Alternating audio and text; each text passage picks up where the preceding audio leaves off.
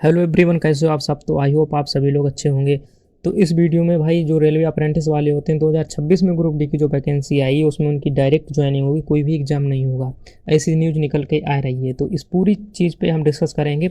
बाकी यदि आप अप्रेंटिस कर चुके हैं तो उस वीडियो को शुरू से लेकर अंत तक देखिए। बाकी अगर आप अप्रेंटिस कर रहे हैं या फिर भविष्य में करने वाले हैं, या फिर आपके पास अप्रेंटिस करने के लिए ITI नहीं है, आप केवल 10th पास हो, तो आपके लिए क्या सोल्यूशन हो सकते हैं, इन सारी चीज़ों पे हम डिस्कस करेंगे। और अप्रेंटिस वालों की ज्वाइनिंग किस प्रकार से होती है, क्या होता है, फिजिकल वगैरह इनका कुछ नहीं होता है। सारे एक एक पॉइंट को हम कवर करेंगे, उनके नंबर वगैरह कैसे जुड़ते हैं, वो सारी चीज़ें हम डिस्कस करेंगे। तो पहले यहाँ पे देखिए कुछ पॉइंट को हम समझ लेते हैं कि अप्रेंटिस वालों को छूट कितनी मिलती है। 20% मिलती है। और यहाँ पे अप्रेंटिस वालों का CBT मेन एग्जाम में नंबर क्यों काटे जाते हैं। आपके अप्रेंटिस में 90% नंबर आए तो उसका 1/3 मिल गया, यानी आपको 30 नंबर अप्रेंटिस से मिल गए। और आप केवल 20 नंबर और लेके आ गए तो आपके 50 नंबर हो गए। यानी 20 नंबर आप मेन एग्जाम CBT में लेके आ गए तो आपके 50 नंबर हो गए। एक्चुअल में ऐसा नहीं होता। यदि आप केवल 20 नंबर ही लेके आएंगे तो इसके केवल 13 नंबर ही आपके जुड़ेंगे। तो 30 और ये 43 नंबर होंगे, ना कि 50 नंबर। अब आप कहोगे 20 नंबर लेके आए तो 13 नंबर कहाँ से बचे। तो ये कैसे कम होते हैं और ये रेलवे क्यों कम करती है अप्रेंटिस वाले बच्चों के नंबर CBT में, इन सब की जानकारी हम इसी वीडियो में डिस्कस करने वाले हैं। और भी बहुत इंपॉर्टेंट पॉइंट रहने वाले हैं, चाहे आप हाई स्कूल से हो, चाहे आप अप्रेंटिस वाले हो, चाहे ITI वाले हो। इस वीडियो को शुरू से लेकर अंत तक देखिए, आपकी बहुत सारी चीज़ें ऐसी क्लियर होंगी। और हमको ये भी बता देंगे आप लोगों को कि 2026 में हाई स्कूल वाले बाहर होंगे कि नहीं होंगे, केवल अप्रेंटिस वाले ही बच्चे इसमें एलिजिबल हो पाएंगे, या अप्रेंटिस वाले बच्चों का एग्जाम नहीं होगा, डायरेक्ट भर्ती होंगे। जो भी न्यूज़ है इसमें हम पूरी कवर करने वाले हैं और बहुत सारी चीज़ें इसमें आपको बताने वाले हैं। यहाँ पे जो अगला पॉइंट रहने वाला है, अप्रेंटिस वालों का 1/3 2/3 का सिस्टम क्या होता है। और अप्रेंटिस वालों का एग्जाम नहीं होगा, डायरेक्ट भर्ती होगी। अप्रेंटिस जो अप्रेंटिस एग्जाम में नंबर कैसे दिए जाते हैं, और जनरल से ज़्यादा अगर आपके नंबर आ गए तो आप बाहर हो जाएंगे। ये अप्रेंटिस वालों के लिए सबसे बड़ा खतरा है। और जिनके पास अप्रेंटिस नहीं है वो सब बाहर होंगे। यानी अब केवल अप्रेंटिस वाले ग्रुप डी में एग्जाम दे पाएंगे, जो आगामी भर्ती आपकी आने वाली है। तो ये क्या चीज़ें हैं इनकी, और क्या ये सारी अफवाहें हैं या क्या चीज़ें हैं, सारी डिस्कस करते हैं। देखिए सबसे पहले हम यहाँ पे बात कर लेते हैं अप्रेंटिस वालों को छूट कितनी मिलती है। वीडियो शुरू से लेकर अंत तक देखिए, और नए हो तो भाई चैनल को सब्सक्राइब करके इस वीडियो को लाइक ज़रूर कर दीजिए। और कमेंट जरूर करना दोस्तों, आप लोग कमेंट करके आपकी जो भी क्वेरी जो आप हमसे पूछ सकते हो, या आपने रेलवे ग्रुप डी का फॉर्म कहाँ से डालने का इरादा बनाया, या फिर कहाँ से अभी डाला हुआ है प्रेजेंट भर्ती में।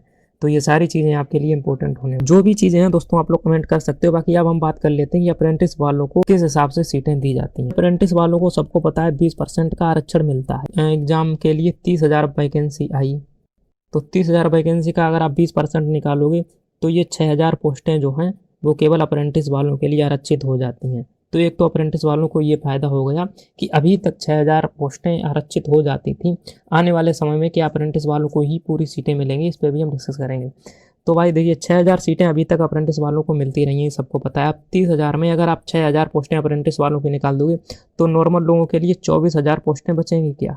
ऐसा नहीं है, नॉर्मल लोगों के लिए 24,000 से भी बहुत कम बचती हैं, क्योंकि उसमें 10% जो नया आरक्षण लागू हो गया है अग्निवीर वालों को मिलने लगी हैं। और एक सर्विसमैन में कुछ सीटें चली जाती हैं, EWS में कुछ सीटें चली जाती हैं। तो ओवरऑल अगर देखा जाए 30,000 वैकेंसी में जो नॉर्मल लोग जो 10th पास वाले होते हैं उनको केवल 10 से 12,000 सीटों पे ही जगह मिलती है। यानी और जो भी सीटें होती हैं वो सब आरक्षण में इधर उधर बट जाती हैं। तो नॉर्मल कैंडिडेट जो होते हैं उनको 8,000 या 10,000 सीटों पर ही मतलब अपना भागीदारी निभानी होती है।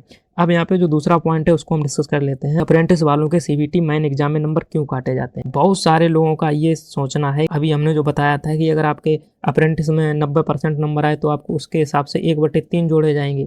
तो आपके कितने नंबर हो गए, 30 नंबर हो गए। और उसके बाद आपने मेन एग्जाम में मान लो 50 नंबर और लाए। अब 50 नंबर और लाने के बाद आप ये मत समझना कि आपके अप्रेंटिस वाले 30 नंबर थे ये जुड़ के आपके 80 नंबर हो जाएंगे, ऐसा नहीं होगा। अगर आप 50 नंबर लाते हो तो जो भी नंबर लाओगे उसका केवल 2/3 जुड़ेगा। उसका कारण देखो ये होता है, आपको बिल्कुल सिंपल भाषा में हम समझाने की कोशिश करते हैं कि अप्रेंटिस वाले मान लो आपके 90% नंबर अप्रेंटिस में आपको दे दिए गए, 90 दे दिए गए या 99 दे दिए गए। तो 90% का आपको 1/3 करना है, यानी 3 का भाग इसमें जब आप दोगे तो लगभग 30 नंबर आपके स्कोर जो है वो सिक्योर हो जाता है। अब आपने मेन एग्जाम में दोस्तों क्या किया कि मेन एग्जाम में आपने मान लो स्कोर कर दिया 50 नंबर, तो 50 का 2/3 दोस्तों आपका नंबर ही जुड़ेगा मेन एग्जाम का। अब ये नहीं है कि डायरेक्ट आपका 50 नंबर जुड़ेगा। आप मान लो एग्जाम देने गए ग्रुप डी का और आप उसमें 50 नंबर का ही करके आए, तो 50 का 2/3 आप निकालोगे, ये 33 नंबर लगभग निकल के आएगा। तो 30 नंबर ये, 33 नंबर ये, जो टोटल नंबर आपके हो गए वो आपके यहाँ पे 63 नंबर ही काउंट होंगे। अब ऐसा नहीं 50 30 80 नंबर आपके काउंट हो जाएंगे। ये तो आपके अप्रेंटिस वाले हैं, ये आप 50 नंबर मेन एग्जाम में लेके आए थे, उसका 2/3 जुड़ेगा। अब बहुत सारे अप्रेंटिस वाले बच्चों को ये लगता है कि 30 नंबर उनके अप्रेंटिस वाले जुड़ जाएंगे और वो 50 नंबर या 40 नंबर का उसमें करके आएंगे तो उनके सीधे सीधे 70 80 नंबर हो जाएंगे। ऐसा नहीं है। आप जितना भी ग्रुप डी के पेपर में करके आओगे उसमें नंबर आपके 100% कम होने हैं। वो नंबर क्यों कम होते हैं इसका कारण भी हम आपको बता देंगे। तो जो भी मेन एग्जाम में करके आओगे उसका 2/3 निकालोगे तो 33 नंबर इस आपके जुड़ेंगे मेन एग्जाम में। अगर 50 नंबर आए, सपोज दैट बहुत सारे लोगों के 50 नंबर आते ही नहीं है, उनकी तैयारी मान लो 35 नंबर की हो पाई, 35 नंबर की हो पाई, या मान लो उनकी तैयारी केवल 30 नंबर की हो पाई। अब 30 का जब आप 2/3 निकालोगे तो देखिए 30 का 2 में गुणा करोगे 60 हो जाएगा, इसमें 3 का भाग दोगे तो कितने बचे आपके, केवल 20 नंबर जुड़ेंगे। जब आप मेन एग्जाम में 30 नंबर आ करके आओगे तब आपको 20 नंबर ही दिए जाएंगे। ये 20 नंबर, अब ये मत सोचना कि हमारे नंबर तो कम हो गए, कम नहीं हो गए, वो एक रेशियो बराबर रखा जाता है। उसका कारण आप आपको समझा देते हैं क्यों कम होते हैं। अगर मान लो आपके अप्रेंटिस में 90% नंबर आ गए तो इसका 1/3 करोगे, 30 नंबर आपको किस में मिल गए, ये आपके अप्रेंटिस में मिल गए। ठीक है। अब आपको क्या करना है कि आपने मान लो बहुत सारे ऐसे 1 2 बच्चे होशियार होंगे, उनके जो ग्रुप डी का जब आप पेपर देने के, वो पेपर तो भाई 100 नंबर का होता है, उस 100 नंबर में उसने मान लो 80 नंबर ले आया। अब 80 नंबर ले आया, अब अगर 80 का हम लोग 2/3 नहीं करेंगे, अगर 80 का जो रेलवे है वो 2/3 नहीं करवाती तो अब 80 और प्लस 30 जुड़ के कितने हो जाते, 110 नंबर हो जाते। अब आप देखिए ग्रुप डी का पेपर तो भाई 100 ही नंबर का होता है और अप्रेंटिस वालों के नंबर 110 आ जाएंगे। अब इसमें कुछ नॉर्मलाइजेशन जुड़ेगा तो ये 110 से प्लस हो जाएंगी, लेकिन जो ओवरऑल स्कोर बनेगा ग्रुप डी का वो 100 नंबर के हिसाब से ही रिजल्ट जारी होता है। तो यहाँ पे मामला गड़बड़ हो जाता है। इस वजह से रेलवे ने क्या किया है दोस्तों कि जो रेशियो है वो एक बराबर बना रहे, उसके लिए उसने एक सिंपल लॉजिक लगा दिया है 1/3 और 2/3 का। अब आप समझोगे 1/3 2/3 का क्या लॉजिक होता है। जो अप्रेंटिस वाला नंबर होगा उसमें 1/3 नंबर आपको मिलेंगे और जो मेन एग्जाम करके आओगे उसका 2/3 नंबर मिलेगा। तो इसमें 1/3 नंबर मिलेगा, ये जो 90% नंबर होते हैं उसका 30 ही नंबर आपको मिलेगा और 2/3 जो मेन एग्जाम में करके आओगे उसमें भी नंबर कम हो जाएंगे। तो अगर आप देखोगे 1/3 और 2/3 ये आया कहाँ से है, तो 1/3 और प्लस हम 2/3 करेंगे तो यहाँ पे आप देखोगे ये 3/3 हो जाता है और जब 3/3 हो जाता है इसको इसको काट देंगे तो 1 बचेगा। ठीक है, यानी एक पूरा पूर्णांक होता है, अब 1 बचेगा, यानी कि का अगर हम 100% का 100 में इसका हम गुणा कर देंगे तो ये पूरा पूरा 100 नंबर बन जाता है। ठीक है, 100 नंबर पे कैलकुलेट होता है। तो इसी वजह से जो 1/3 और 2/3 का खेल किया गया है। और जो थोड़े बहुत जिनका यानी मैथ ठीक होगा उनको यहाँ से एक चीज़ और हम समझाने का प्रयास करते हैं। मान लो आपके पास एक पूर्णांक पूरा था, उसमें से हम 1/3 नंबर निकाल देते हैं अप्रेंटिस वाले, तो अब देखो 3 का 1 में गुणा होगा कितना होगा 3, अब 3 से 1 कम होगा और यहाँ पे 3 होगा। ऐसे ही तो हम लोग करते हैं, इसको सोल्व करेंगे तो ये कितना बचेगा 2/3। तो ये जो 2/3 निकल के आता है, जो मेन एग्जाम में 2/3 यहीं से लिया गया है, यानी 2/3 नंबर यहाँ से कैलकुलेट आपका होने वाला है। तो मेन एग्जाम में अप्रेंटिस वालों के नंबर इसीलिए कम होते हैं कि उनको एक पूर्णांक बराबर रखना होता है। तो ये कभी मत समझना, जितने भी अप्रेंटिस वाले बच्चे हैं इनको बहुत कम लोगों को ये जानकारी होगी कि जो मेन एग्जाम होगा उसके नंबर भी कम होते हैं और ये 100% कम होते हैं। अगर आपको विश्वास ना हो, जब आप पेपर दे के आओगे आपका रिजल्ट आए तब आप देख लेना। अप्रेंटिस वालों का एग्जाम नहीं होगा, क्या डायरेक्ट भर्ती होगी, इस पे हम डिस्कस कर लेते हैं। 2014 तक क्या होता था, जब मोदी गवर्नमेंट नहीं थी तब 2014 तक कांग्रेस गवर्नमेंट थी, तो कांग्रेस केवल ये करती थी आप रेलवे से अप्रेंटिस करिए, आप रेलवे से अप्रेंटिस करिए और जब भी वैकेंसी आएगी आपको कोई भी एग्ज़ाम नहीं देना पड़ेगा, नो एग्ज़ाम, कोई भी एग्ज़ाम नहीं देना पड़ेगा, डायरेक्ट आपकी ज्वाइनिंग हो जाती थी। यानी एग्ज़ाम निकला, यानी कोई भी वैकेंसी है, आपने फॉर्म डाला, बस फॉर्म डालोगे आपका 100% नंबर आएगा, आपकी ज्वाइनिंग, कोई एग्ज़ाम नहीं, कुछ नहीं। ये 2014 तक था। फिर 14 में हमारे एक महानुभाव मोदी जी की सरकार आती है, उन्होंने पूरा रूल ऐसी तैसी करके नया रूल निकाला। उन्होंने कहा नहीं, अप्रेंटिस वाले साले सब चूतिए होते हैं, इनको एग्ज़ाम दिलाओ, हम इसको एग्ज़ाम दिलाएंगे अप्रेंटिस वाले जितने भी बच्चे होते हैं और इनको हम लोग ज्वाइनिंग नहीं देंगे जब तक ये लोग एग्ज़ाम पास नहीं करेंगे। तो 2014 के बाद ये सिनेरियो आ गया, उन्होंने 1/3 और प्लस 2/3 वाला फंडा लेके वो लोग आ गए। अप्रेंटिस में 1/3 नंबर मिलेंगे, मेन एग्जाम में 2/3 नंबर मिलेंगे, तो ये कम कम होके अप्रेंटिस वालों की ऐसी तैसी होगी। यहाँ पे देखिए एक चीज़ और आपको हम डिस्कस कर देते हैं, एग्जाम होगा या नहीं होगा, डायरेक्ट भर्ती होगी, तो ये कभी भी अब पॉसिबल नहीं है, ये कभी भी पॉसिबल नहीं है। एग्ज़ाम आपका 100% होगा। एग्ज़ाम में जो अप्रेंटिस में एग्ज़ाम में नंबर कैसे दिए जाते हैं, जब देखिए आप लोग अप्रेंटिस करते हो, जो लोग अप्रेंटिस करें उनको पता भी होगा, पहले पेपर होता था आपका, सेंटर जाता था, दूसरी जगह आप जो भी एक साल में सीखे हो या जो भी आपको सिखाया गया उसी से रिलेटेड पेपर होता था, उसमें आपको स्कोर करना पड़ता था। आज के टाइम सभी जगह हर एक वर्कशॉप में अलग अलग सिस्टम है, क्योंकि पेपर पूरी तरीके से ख़त्म कर दिया गया है। आप अपने सेक्शन में जो भी काम करेंगे आप अपने एसएससी के अंतर्गत, उसी में आपको क्या होगा कि आपका जो ट्रेनिंग सेंटर होता है, आपका जो ट्रेनिंग सेंटर होता है वहाँ पे आपका नॉर्मली एक एग्ज़ाम ले लिया जाता है। एग्ज़ाम आपका 100 नंबर का हो सकता है, ठीक है। और जो 300 नंबर होते हैं वो आपको सेक्शन से मिलते हैं। टोटल 400 नंबर का पेपर होता है। अब इसी 400 नंबर में जितने भी आपके नंबर आ जाते हैं उसी के हिसाब से आपके परसेंटेज का कैलकुलेट होती है और आपको वही आपके सर्टिफिकेट में नंबर दे दिए जाते हैं। तो ये अब सीन बचा है। ये 100 नंबर का पेपर जो वर्कशॉप में ही आपके होगा और आराम से यहाँ बिल्कुल सरल पेपर दिया जाता है। वो लोग जो पढ़ाएंगे वही आएगा, ये समझ लीजिए। उसके बाद यहाँ पे क्या होता है, आप जनरल से ज़्यादा नंबर आ गए तो आप बाहर होंगे। सबसे बड़ी क्वेरी यही है कि अगर आपके जनरल से ज़्यादा नंबर आ गए तो क्या आप बाहर हो जाएंगे एग्जाम। अप्रेंटिस वाले बच्चों को जानकारी नहीं है, वो ये समझते हैं यदि हम जनरल के बराबर नंबर या फिर उनसे ज़्यादा नंबर लाए तो हम बाहर हो जाएंगे। तो आप लोग बाहर नहीं होंगे, ऐसे समझिए। केवल रेलवे में मान लो 20 पोस्टें आई। अब 20 पोस्टों में अगर हम 20 पोस्टों का 20% ही निकालेंगे तो 4 पोस्टें जो हैं वो अप्रेंटिस वालों की हैं और जो 16 पोस्टें बची हैं वो और लोगों के लिए। इसमें सभी का आरक्षण बटेगा। 4% रिजर्व हो गई तुम्हारी किसके लिए, अप्रेंटिस वालों के लिए। अब इन्हीं 4 सीटों में मान लो नंबर 4 सीटों के लिए कट ऑफ मान लो 40 नंबर गई।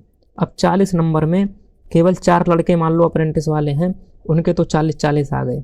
1 2 3 4, इन 4 लड़कों के 40-40 नंबर आ गए। तो इन 4 का तो इसमें हो जाएगा। अब अप्रेंटिस वाला ही कोई ऐसा बच्चा हुआ जिसके मान लो नंबर आ गए 70। अब 70 नंबर आ गए और जो जनरल वाली कट ऑफ है, जो जनरल वाली कट ऑफ आपकी मान लो चली गई 65 नंबर। अब जनरल से ज़्यादा या 65 ही उसके, जनरल से ज़्यादा नंबर उसके 70 आ गए तो अब ये मत समझना ये लड़का बाहर हो जाएगा। इसका भी सिलेक्शन होगा, इसका सिलेक्शन होगा। वो जनरल वाली सीट यहाँ से एक वो सीट ले लेगा, यानी इस 16 में वो सीट एक कवर करेगा कि जो भी अप्रेंटिस वाले बच्चे के अगर जनरल के बराबर नंबर आए। ये मत समझना उसका सिलेक्शन नहीं होगा, उसका सिलेक्शन होगा इस 16 वाली सीट से कवर करेगा। ये तो 4 सीट आरक्षित हैं केवल 40 नंबर वालों के लिए, जिनके जिनके 40 है उनको मिल जाएगी। बाकी अब अगर आप जनरल बराबर नंबर लाते हैं या मान लो 40 से आपके ज़्यादा नंबर आ जाते हैं, पहली बात तो कट ऑफ देख के बनाई जाती है। जैसे अप्रेंटिस वाले बच्चों के सभी के 40 से ज़्यादा आ गए तो फिर ज़्यादा कट ऑफ जाएगी। तो हम एक कट ऑफ की बात कर रहे हैं। यदि कट ऑफ के बराबर मान लो लड़के जितने सेलेक्ट होंगे वो होंगे, और ऐसे बच्चे जिनके पास अप्रेंटिस भी है उनके नंबर भी जनरल के बराबर आते हैं, तो दोस्तों होता क्या है, उनको जो बची हुई सीटें होती हैं उनमें से एक सीट दे दी जाती है। और फ़ायदा उसका ये हो जाता है कि अगर अप्रेंटिस से आप हो और उसके बाद भी आपने जनरल की सीट ली तो इसका मतलब ये आपने अप्रेंटिस वाली सीट एक बचा दी है, आपकी जगह पे एक दूसरा भाई अप्रेंटिस वाला ज्वाइन होगा। यानी अगर मान लो भाई जो बच्चा 70 लाया वो 70 ना ला के अप्रेंटिस की कट ऑफ 40 थी वो 40 ही लाता। भाई अब एक बात सोचिए, अप्रेंटिस की कट ऑफ 40 थी वो 70 ना ला के 40 ही लाता, तो उस बच्चे का सिलेक्शन तो यहीं पे हो जाता। तो एक बच्चा ऑटोमेटिक बाहर हो जाता अप्रेंटिस वाला। अब वो अगर 70 नंबर लेके आ रहा है वो जनरल में चला जाएगा, तो जो 4 सीटें थी वो तो अप्रेंटिस वालों को मिल जाएंगी। अप्रेंटिस वालों को जो 16 सीटें बची हुई थी और 70 नंबर वाला उसमें से एक सीट कम कर देगा, 15 सीटों पे बचे हुए लोग लड़ेंगे। तो अप्रेंटिस वाला जनरल वाली सीट ले लेगा, ना कि वो बाहर हो जाएगा। तो अप्रेंटिस वालों को एक बेनिफिट ये है। दूसरी चीज़ देखिए, यहाँ पे एक चीज़ मैं आपको बता देता हूँ। अप्रेंटिस वालों को जो फ़ायदा होता है, उनकी ज्वाइनिंग जो होती है, मान लो आपका अप्रेंटिस में नंबर आ गया तो आपकी ना तो रनिंग होगी, ठीक है, आपकी रनिंग भी नहीं होगी। दूसरी चीज़ ये है, आपको जो वजन लेके दौड़ना पड़ता है ना। एक तो रनिंग मान लो होती है 1 किलोमीटर की होती है 4 मिनट 15 सेकंड में, वो भी नहीं होगी चाहे वो लड़का हो चाहे लड़की हो। और जो वजन लेके आपको 35 किलो भागना पड़ता है, लड़कियों के लिए कुछ कम होता है 20 किलो के आसपास, तो ये भी आपको जो 35 किलो होता है ये भी आपको लेके नहीं भागना। एक तो ये बेनिफिट हो गया। आपको क्या करना है, सीधा एग्ज़ाम देना है, आपका नंबर आएगा, आप नंबर के बाद आपका सीधा सीधा क्या होगा, डीबी और मेडिकल, बस बात खत्म, आपकी ज्वाइनिंग। कुछ नहीं आपको करना होता है। हाँ भाई, जिनके पास अप्रेंटिस नहीं है वो सब बाहर होंगे, तो ऐसा भी नहीं होगा। अभी जो न्यूज़ फैली घूम रही है कि केवल अप्रेंटिस वाले ही बच्चे 2026 से सेलेक्ट होंगे, ऐसा नहीं है। जो भी 10th पास वाले हैं, ठीक है, चाहे वो 12th पास वाले हैं, भाई अगर 12th पास किया होगा तो उसने ऑटोमेटिक 10th पास किया होगा तो वो 10th से फॉर्म डाल देगा। बाकी आईटीआई वाला जो सिस्टम है वो मैं आपको बता देता हूँ। आपके पास अप्रेंटिस भी नहीं है, केवल आपने आईटीआई कर रखी है, तो अभी केस में मान लो मुद्दा चल रहा है, अब उस पर जो भी डिसीजन आएगा वो उसके अकॉर्डिंग ही आगे निर्णय लिया जाएगा। अब भविष्य में मुझे भी लगता है कि 10th वाले और आईटीआई वाले भी दोनों लोग शामिल रहेंगे, दोनों की पोस्टें अलग अलग कर दी जाएंगी। बाकी अप्रेंटिस वाले जो बेनिफिट्स उनको मिलते हैं वो बेनिफिट्स उनको मिलते रहेंगे, इस पर कोई भी वो नहीं है कि ऐसा बदल जाए, सबको सारी चीज़ें मिलेंगी। अप्रेंटिस वाले बच्चे जितने भी हैं और जो नॉर्मल बच्चे हैं वो सभी लोग भाई कमेंट कर दीजिए कि आपके दिमाग में कोई भी क्वेरीज हो, कुछ भी हो, आप लोग कमेंट कर सकते हैं, आपको रिप्लाई दिया जाएगा। कि यदि आप तैयारी कर रहे हैं या फिर आप मान लो फॉर्म डाले हैं, जैसे भी हो, आपके लिए एक व्हाट्सएप पे ग्रुप बना दिया गया, उसकी लिंक डिस्क्रिप्शन बॉक्स में है, आप लोग आराम से ज्वाइन कीजिए। सारी चीज़ें मैं वहाँ पे डालता रहता हूँ, फ्री नोट्स, पीडीएफ्स वगैरह जो भी चीज़ें आपको चाहिए सब कुछ मिलता रहता है, जानकारी भी मैं वहाँ पे डालता रहता हूँ। तो आई होप ये वीडियो आप लोगों को पसंद आया होगा। देखिए आप भाई चैनल को ज़रूर सब्सक्राइब कर लीजिए, क्योंकि यहाँ पे ऑथेंटिक जानकारी मिलती है, और वीडियो को लाइक भी सभी लोग कर दीजिए। आई होप ये वीडियो आप लोगों को पसंद आया होगा। मिलते हैं अगले वीडियो में, तब तक के लिए जय हिंद, धन्यवाद।